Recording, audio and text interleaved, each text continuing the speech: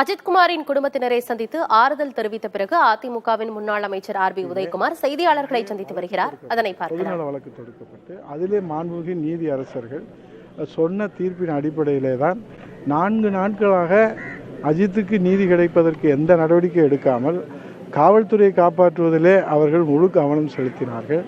நீதியரசர்கள் அவர்கள் தலையிலே கொட்டு கொடுத்ததற்கு பிறகுதான் இப்போது சிபிஐ விசாரணைக்கு பரிந்துரை செய்கிறோம், காவல்துறையை இடமாற்றம் செய்திருக்கிறோம் என்று கண்துடைப்பு நாடகத்தையும் அதை இங்கே ஆறுதல் சொல்லுகிறோம் என்றெல்லாம் சொல்லுகிறோம். அந்த ஆறுதல் சொல்லுகிற போல உணர்வோடு சொல்லவில்லை, ஏதோ கடமைக்கு சம்பிரதாயத்துக்காக சொல்வதைத்தான் நாம் பார்க்க முடிந்தது.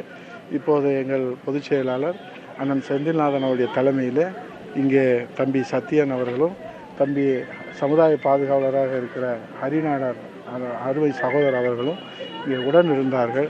அந்த தாய்க்கு நீதி கிடைக்க வேண்டும்.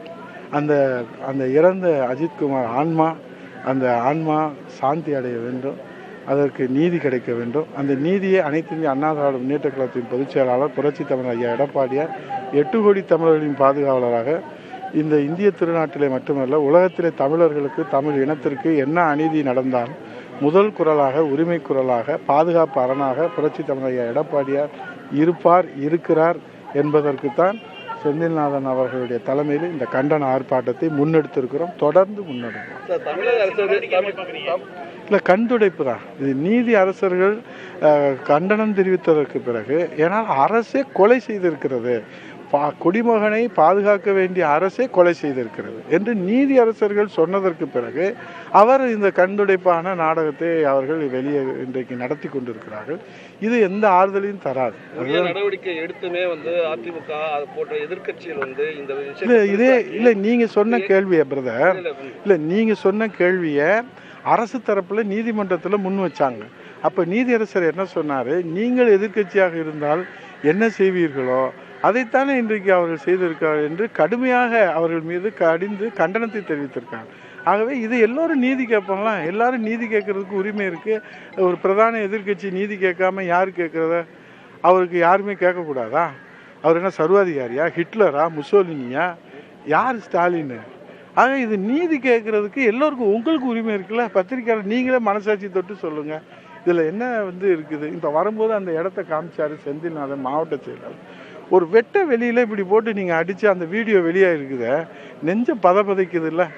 அந்த பையனை பார்த்தாங்க நமக்கே எப்படி இருக்குது, ஒரு இராணுவ வீரர் போல் இருக்கிற பையனை அடித்து எப்படி கொல்ல முடியும்?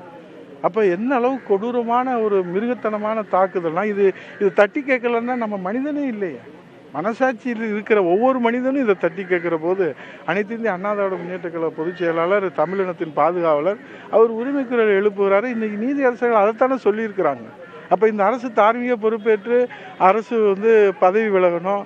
இல்லை எங்கள் மக்கள் என்ன இங்கே சொல்கிறாங்க, அவரே சொல்கிறாரு காவல்துறை தவறு நடந்திருக்கிறது தெரிஞ்சு தான் உங்களுக்கு ஆறுதல் சொல்கிறேன், நடந்து போச்சு, என்ன செய்யணுமோ செய்கிறேன்றாரு, வேலை வாய்ப்பு தரேன்றாரு. அப்போ நீங்கள் தான் முதல் குற்றவாளியா? காவல்துறையை கையில் வைத்திருக்கிற முதலமைச்சர் முத்துவேல் கருணாநிதி ஸ்டாலின் இந்த எஃப்ஐஆரில் முதல் குற்றவாளியா என்றுதான் தமிழ்நாட்டு மக்களுடைய கேள்வி.